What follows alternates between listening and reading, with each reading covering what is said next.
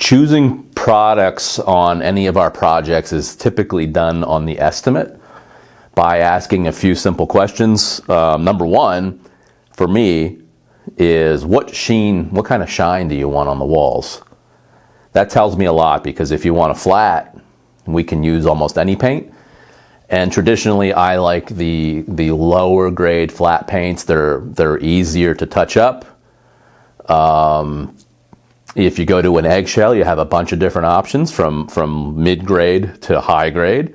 So then we get into budget. What are you looking to spend on this project? If you're looking for a matte finishes, then that's what I have at my house.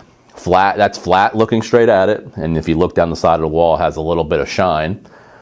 You are bumped up into the higher end products. So if you're expecting a mid-grade job, but you're wanting top of the line paint, we need to know that on the site, on the estimate. Same thing with floors. We don't have a lot of flexibility with floors because the products are the products. There's not, well, there is low-end epoxy, but we're not using that.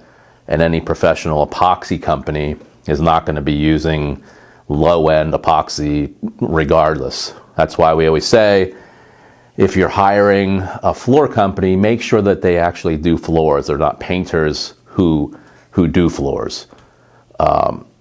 Different ball game. So we're looking around at the surfaces, if they're textured, if they're not in great shape.